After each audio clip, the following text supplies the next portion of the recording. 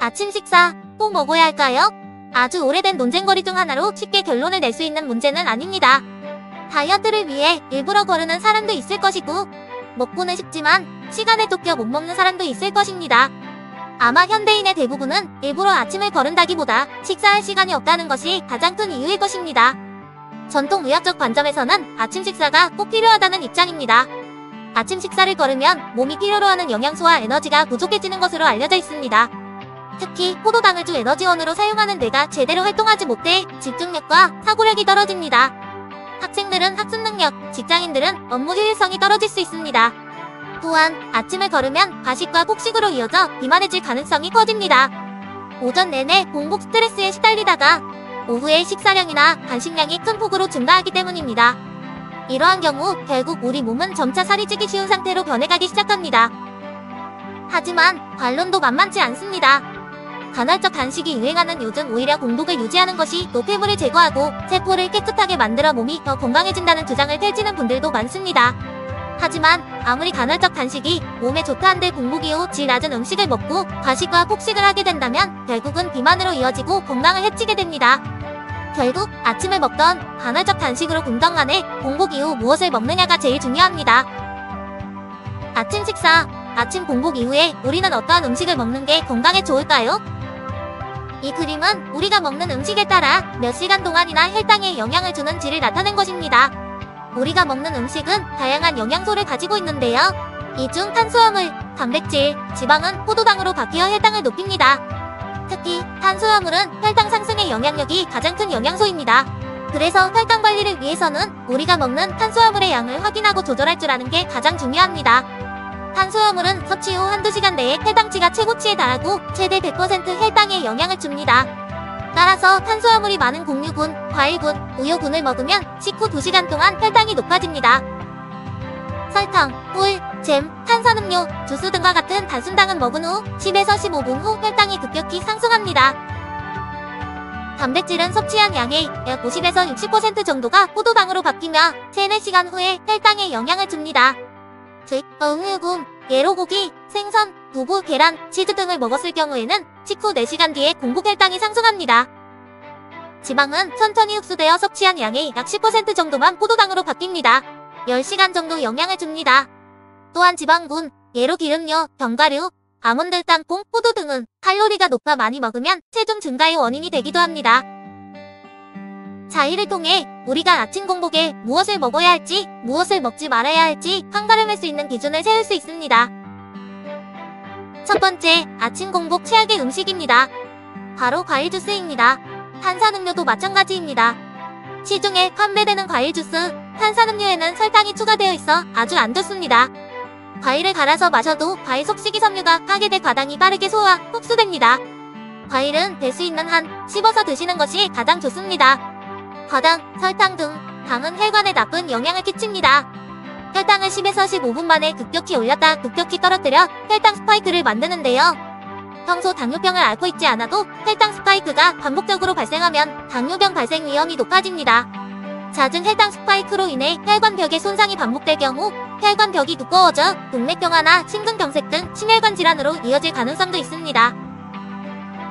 또한 단맛은 뇌의 식욕조절 중추를 자극해 점점 더 자극적인 음식만 찾게 만들어 비만으로 이어질 수 있으니 조심하셔야 합니다. 과일 주스, 탄산음료를 멀리하시고 과일은 꼭 원형 그대로 씹어 드시길 바랍니다. 치아의 저작 활동은 뇌 건강에도 좋습니다. 저작 운동이 활발할수록 길밑샘에서 노화 방지 호르몬인 파루틴이 분비되는데요. 파루틴이 뇌 노화를 막고 뇌혈관 신도성을 높여줍니다. 두 번째, 아침 공복 최악의 음식, 시리얼입니다. 시리얼은 아침 식사 대용으로 인기가 많은 음식인데요.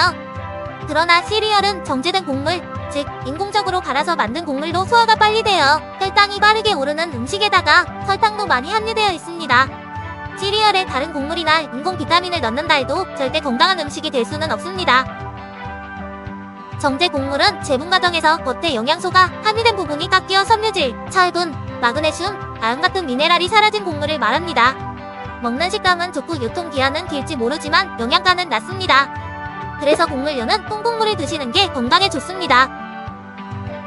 캐나다 맥메스터 대학 인구보건연구소의 마시드 대강 교수 연구팀의 전 세계 21개국의 정제곡물 섭취와 심혈관 질환 및 사망률의 연관성에 대한 연구 결과에 따르면 정제곡물을 주로 먹는 사람은 그렇지 않은 사람보다 조기 사망 위험 27% 증가, 심장 관련 질병 위험 33% 증가, 뇌졸중 위험은 47% 증가하는 것으로 나타났습니다.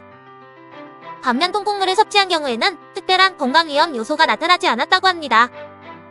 연구를 주도한 레간 박사는 정제곡물에는 식이섬유가 없어 혈당 지수가 높으며 혈당 수치를 매우 빠르게 높인다면서 이는 결국 저혈당증과 허기를 자극해 과식을 야기하는 문제로 이어질 수 있다고 부연 설명합니다.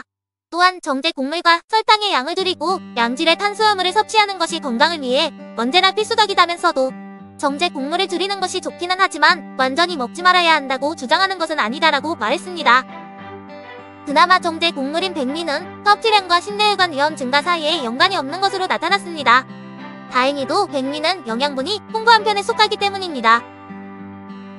세 번째, 아침 공복 최악의 음식, 식빵과 딸기잼입니다. 이제는 이유를 말 안 해도 다들 아시겠죠? 식빵을 만드는 밀가루는 정제곡물에다가 딸기잼은 단순당입니다. 혈당 스파이크로 당뇨와 혈관에 안 좋습니다. 식빵에는 설탕까지 함유되어 있습니다. 이외에 라면과 국수 등도 아침 공복에는 피하시는 것이 건강에 좋겠죠? 라면은 동물성 지방인 포화지방산도 많이 먹으면 고지혈증 위험도 있습니다. 자, 그러면 아침 공복에 좋은 음식은 무엇이 있을까요? 통곡물인 현미나 잡곡밥에 청국장, 생선 한 토막, 그리고 제철 반찬들 최고의 아침 식사입니다만 바쁜 현대인들은 먹을 시간도 차릴 시간은 더더욱 없습니다. 그렇다면 간편히 먹을 수 있는 아침 공복 최고의 음식, 첫 번째, 계란과 두부입니다. 계란은 전에 올린 영상 처음부터 계속해서 등장하는데요. 역시 원조 슈퍼푸드가 맞습니다. 계란은 미리 삶아두면 먹기도 간편하고 단백질 섭취에도 좋습니다. 단백질은 4시간 뒤에나 혈당이 오르기 때문에 속도 든든하고 오후에 과식이나 폭식을 할 이유도 전혀 없습니다. 또한 빈속에 먹어도 이 잔막에 전혀 부담이 없습니다. 삶은 달걀을 먹을 때 조미 김을 곁들이면 소금도 필요 없습니다. 식물성 단백질이 풍부한 두부도 아침 빈속에 먹을 수 있는 식품입니다. 두부는 포만감도 주기 때문에 점심 과식을 막을 수 있어 체중 조절이 필요한 사람에게도 좋은 아침입니다. 두 번째는 사과와 양배추입니다. 이 둘은 환상의 조합인데요. 식이섬유가 풍부한 사과는 아침에 먹으면 배변 활동에 도움을 줍니다. 나쁜 콜레스테롤을 배출하는 역할도 해 혈압관리와 동맥경화 예방에도 좋습니다. 하지만 위가 약한 사람은 빈속에 사과를 먹으면 속이 쓰릴 수도 있으니 양배추를 함께 먹으면 위를 보호하면서 사과의 영양소를 충분히 흡수할 수 있습니다. 양배추에는 위점막 강화와 재생을 도와주는 비타민 U가 풍부합니다. 양배추를 꾸준히 먹으면 위궤양, 위염, 역류성 식도염 등 위질환에 아주 좋습니다. 사과와 양배추, 다른 제철 채소와 과일을 섞어 올리브 오일, 드레싱 샐러드나 요거트 샐러드를 만들어 드셔도 됩니다. 세 번째, 견과류입니다. 견과류 또한 역시 건강식으로 계속 영상에 등장하고 있는 음식인데요. 두말하면 잔소리입니다. 아몬드, 땅콩, 호두와 같은 견과류는 식물성 지방, 불포화 지방산으로 건강한 지방에 속합니다. 불포화 지방산은 혈액 속의 중성지방과 콜레스테롤을 줄여 혈관 질환 예방에 도움을 줍니다. 비타민 E는 모발을 튼튼하게 하고 탈모 예방을 돕습니다. 견과류 역시 아침 공복에 먹어도 이에 부담이 적습니다. 다만 견과류도 매일 많이 먹으면 살이 찔 수 있으니 하루에 한 줌 정도 먹는 걸 권해드립니다. 영국 리드대학교 정신생물학 교수 그레이엄 필레이슨 연구팀이 진행한 연구 결과에 의하면 오전 중 간식으로 아몬드를 먹을 경우 공복감 감소 및 고열량 식품에 대한 식욕을 낮추는 데 효과적인 것으로 나타났습니다. 아침 공복에 아몬드를 먹으면 오후에 과식이나 폭식을 할 위험성이 그만큼 줄어들 수 있습니다. 아침 공복에는 탄수화물과 당을 다량 섭취하면 빠르게 포만감을 느끼고 에너지가 생길 수는 있지만 금방 허기지게 만들어 폭식이나 잦은 간식을 먹게 만듭니다. 활기찬 아침을 위해 아침마다 필요한 영양소가 들어있는 계란, 두부, 사과, 양배추, 견과류 등과 제철 채소와 과일을 잘 조합하여 샐러드를 만들어 간단하게 먹는 것을 추천드립니다.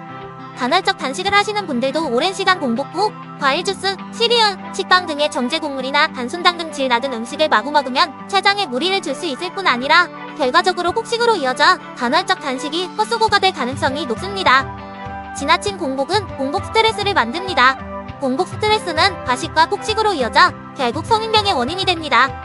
다음 영상에서는 이 공복 스트레스와 간헐적 단식에 대해 한번 알아보겠습니다. 올바른 식습관과 적당한 운동이 건강한 삶의 기본이란 것을 잊지 마시길 바랍니다. 도움이 되셨다면 장금이 TV 구독, 좋아요 부탁드려요.